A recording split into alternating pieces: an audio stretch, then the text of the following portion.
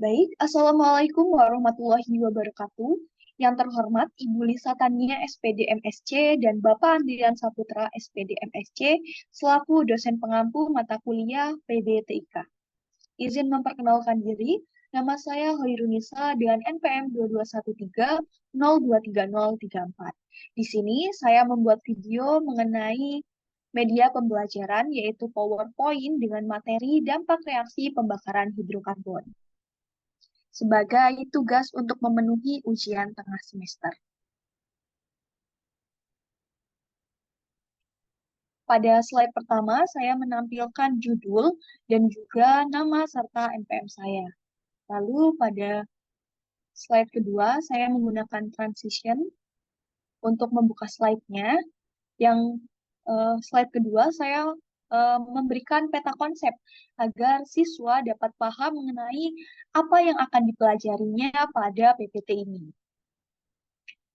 Kemudian pada slide ketiga, saya menampilkan eh, kompetensi dasar dari materi ini, yaitu kompetensi dasar KD 3.3, yaitu mengevaluasi dampak pembakaran senyawa hidrokarbon terhadap lingkungan dan kesehatan, serta cara mengatasinya.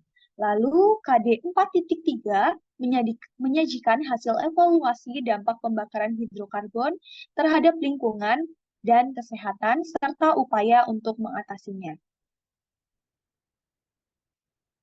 Kemudian pada slide berikutnya, saya menampilkan indikator pengetahuan. Indikator pengetahuan yang diturunkan dari kompetensi dasar. Indikator pengetahuan 3.3.1 yaitu mengetahui mengenai reaksi pembakaran hidrokarbon. 3.3.2 mengetahui mengenai pembakaran sempurna dan tidak sempurna. 3.3.3 mengetahui mengenai dampak dari pembakaran hidrokarbon, dan 3.3.4 mengetahui cara mengatasi dari dampak pembakaran senyawa hidrokarbon. Lalu terdapat juga indikator keterampilan. Pada indikator keterampilan 4.1.1 dapat menuliskan reaksi pembakaran sempurna. 4.1.2 dapat menuliskan reaksi pembakaran tidak sempurna. 4.1.3 dapat menyebutkan contoh dampak dari pembakaran hidrokarbon. Dan 4.1.3 dapat menyebutkan contoh cara mengatasi pembakaran hidrokarbon. Pada slide berikutnya, saya menampilkan reaksi pembakaran hidrokarbon, yaitu memuat jenis-jenis pembakaran hidrokarbon.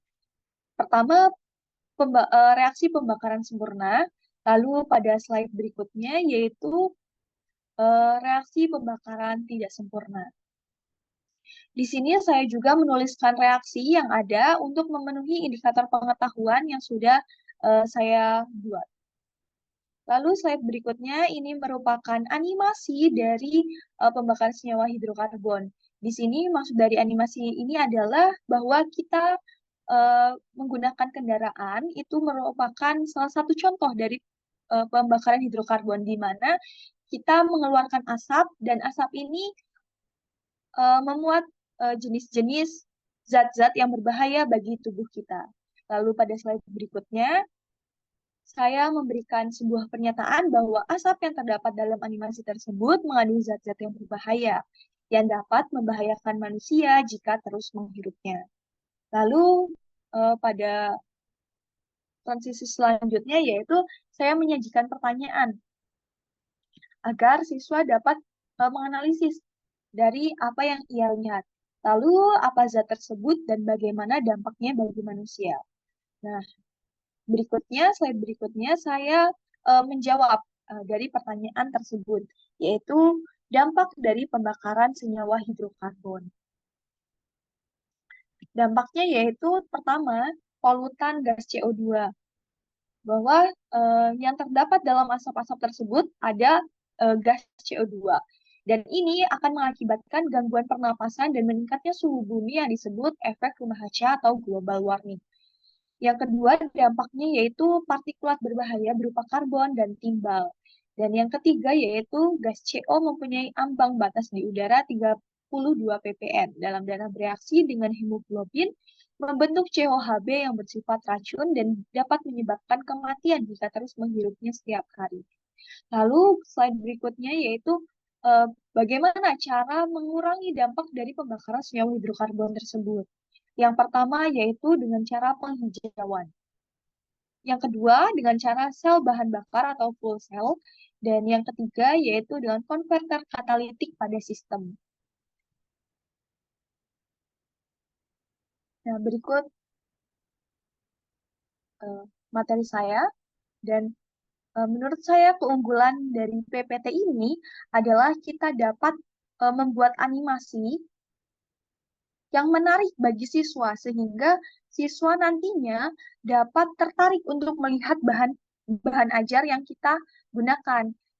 Di sini saya membuat animasi terdapat beberapa elemen-elemen seperti kota, lalu pria bermotor, mobil, dan wanita bermotor. Kemudian terdapat jalan juga, kemudian asap.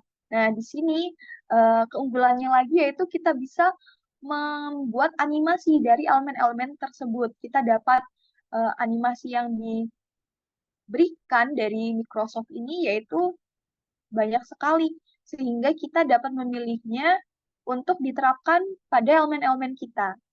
Nah, dari diterapkannya tersebut nantinya eh, animasi-animasi tersebut dapat digunakan sesuai dengan kebutuhan yang ada. Nah, namun kekurangan dari PPT ini yaitu tidak dapat mengaplikasikan eh, animasi yang ada langsung untuk dua ataupun tiga. Nah, namun kita harus mengeditnya atau mengaplikasikannya setiap animasi itu satu-satu untuk diterapkannya. Seperti contohnya berikut ini. Ini merupakan elemen-elemen yang terdapat pada gambar ini yang menggunakan animasi. Yaitu terdapat animasi linear, left maupun right, yaitu bisa ke kanan dan ke kiri maupun ke atas. Lalu terdapat juga animasi yang dapat menghilang, namun kita tidak dapat menggunakannya untuk menerapkannya secara bersamaan, sehingga kita harus mengeditnya satu persatu. Nah, keunggulan yang kedua yaitu bahwa keunggulan dari PPT ini yaitu kita bisa membuat kreativitas kita sendiri untuk membuat bahan ajar, yaitu dengan menggunakan elemen-elemen yang ada, seperti shape yang diberikan pada PPT. Shape yang ditampilkan di sini banyak sekali, sehingga kita bisa memilihnya sesuai dengan kebutuhan kita. Namun, kekurangan dari PPT ini juga terdapat pada desain. Desain yang ditampilkan dari PPT ini atau yang ditawarkan atau yang diberikan dari PPT ini itu sangat terbatas jumlahnya dan juga desainnya itu kurang menarik atau kurang kurang beradaptasi dengan zaman sekarang dibandingkan dengan eh, desain-desain yang ada pada web-web lain. Namun kita juga bisa mengaplikasikannya atau mengambil template desain ini dari aplikasi lain seperti Canva, Slides.go, maupun PPT yang lainnya. Kita juga bisa mengambil dari Twitter ataupun web-web lainnya.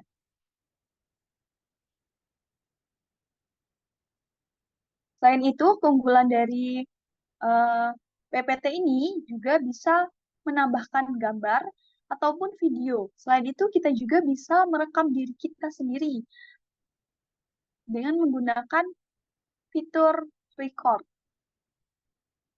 Nah, keunggulannya lagi yaitu kita bisa membuat transisi dari slide satu ke slide lainnya.